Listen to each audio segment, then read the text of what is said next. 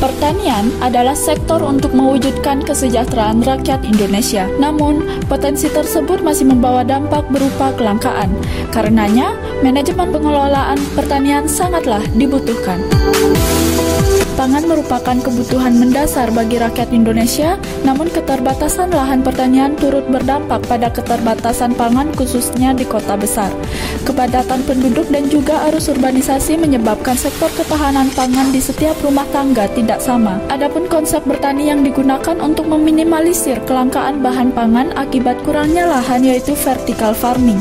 Namun, konsep ini tidak memungkinkan diterapkan di sektor rumah tangga melihat bertani dengan konsep ini memerlukan banyak biaya karena seluruh sistemnya menggunakan teknologi tinggi. Dari permasalahan tersebut, penulis memiliki solusi yaitu indoor farm, optimizing the indoor farm concept to maintain food security from land scarcity in urban area.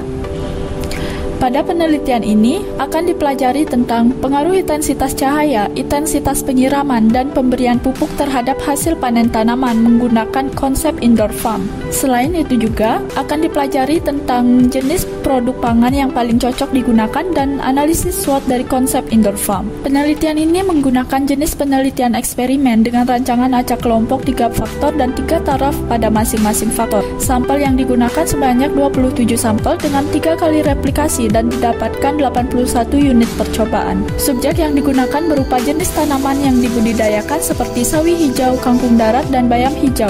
Sedangkan objek yang digunakan dalam penelitian ini berupa pengaruh intensitas cahaya, intensitas penyiraman, dan pemberian pupuk pada hasil panen tanaman. Penelitian ini diawali dengan persiapan alat dan bahan yang meliputi botol bekas, benih, dan lain sebagainya seperti pada slide. Selanjutnya dilakukan perawatan mulai dari hari keempat dengan perlakuan yang berbeda. Pengukuran tinggi tanaman diukur menggunakan MISTAR dengan mengamati selama 40 hari. Data yang didapatkan akan dianalisis secara kuantitatif menggunakan analisis ANOVA one way. Jika hasil ANOVA memiliki nilai p-value kurang dari alfa 5%, maka hasil data dikatakan memiliki pengaruh nyata dan akan dilanjutkan dengan uji DMRT untuk mengetahui sampel terbaik dengan software SPSS 25. Berdasarkan data hasil penelitian tentang pengaruh intensitas cahaya, interpretasikan bahwa intensitas cahaya cerah menghasilkan pertumbuhan terbaik dengan nilai 18,7 cm, intensitas cahaya sedang menghasilkan 7,73 cm,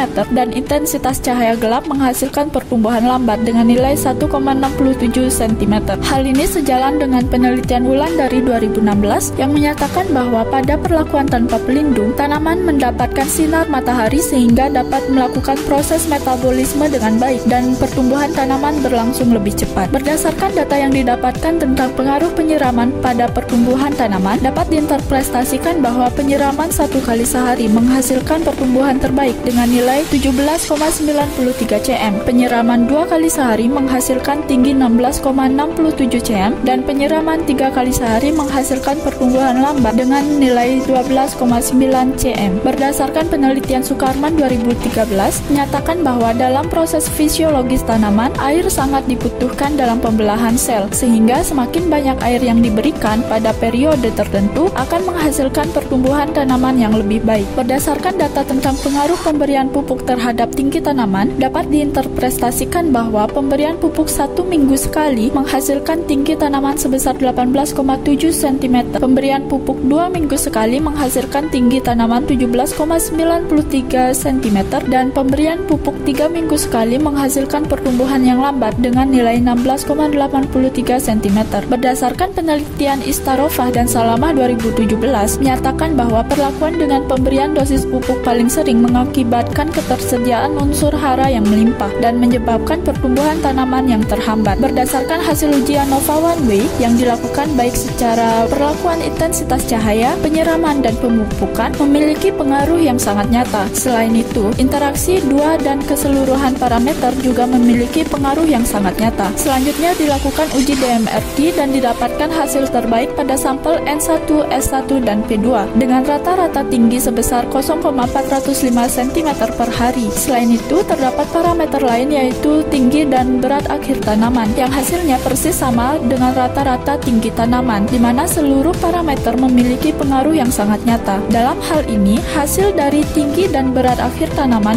didapatkan 3 sampel terbaik yaitu N1, S1, dan P2. Berdasarkan hal tersebut, untuk mendapatkan hasil panen terbaik disarankan menggunakan sampel N1, S1, dan P2 yaitu intensitas cahaya cerah, penyiraman 1 kali sehari, dan pemupukan 2 kali seminggu. Merujuk pada data tentang penggunaan sayur yang paling cocok dibudidayakan dengan konsep indoor farm dengan parameter yang telah ditentukan, dapat diinterpretasikan bahwa kangkung darat menghasilkan pertumbuhan tertinggi dengan nilai 35 cm, bayam hijau menghasilkan tinggi 21 cm, dan sawi hijau menghasilkan pertumbuhan paling rendah yaitu dengan nilai 15 cm. Berdasarkan data tersebut, dapat disimpulkan bahwa jenis produk pangan yang paling cocok menggunakan konsep indoor farm adalah kangkung darat. Analisis SWOT dari konsep indoor farm. Dari segi kekuatan, konsep ini mudah diterapkan di rumah, khususnya di daerah perkotaan yang mempunyai keterbatasan lahan pertanian. Di samping itu, pembuatan indoor farm memerlukan sedikit biaya karena menggunakan botol bekas sehingga dapat mengurangi pencemaran lingkungan. Namun,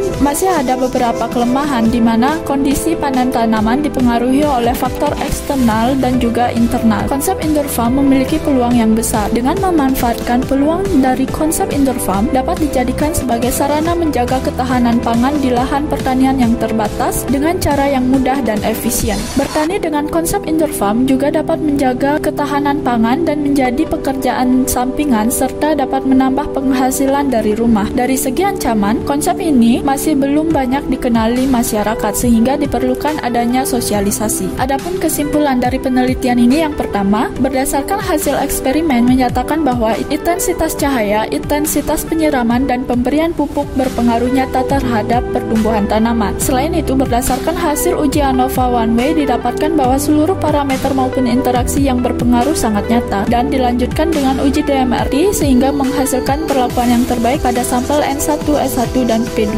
sehingga menjadi sampel terbaik. Kedua, berdasarkan hasil data diperoleh sayuran yang paling cocok dibudidayakan menggunakan konsep indoor farm adalah kangkung darat. Ketiga, berdasarkan hasil analisis SWOT, konsep ini merupakan konsep yang praktis dan ekonomis dari segi penerapan dan biaya yang digunakan, sehingga dapat membantu pemasokan sayuran di lingkungan rumah tangga. Saran, indoor farm diharapkan dapat menjadi salah satu metode bertani di rumah dengan memanfaatkan barang bekas dan lahan yang terbatas untuk diterapkan oleh masyarakat, sehingga dapat mengurangi kelangkaan bahan pangan di lingkungan rumah tangga. Dan untuk kedepannya dapat memastikan parameter yang cocok di setiap jenis sayuran, perlu dilakukan penelitian yang lebih lanjut. Dengan bertani menggunakan konsep indoor farm, memanfaatkan lahan yang terbatas di daerah perkotaan, secara tidak langsung kita membantu mengurangi kasus kelaparan dan kelangkaan bahan pangan di Indonesia. Selain itu, ketahanan pangan di sektor rumah tangga dapat dijaga dengan penggunaan lahan yang lebih produktif.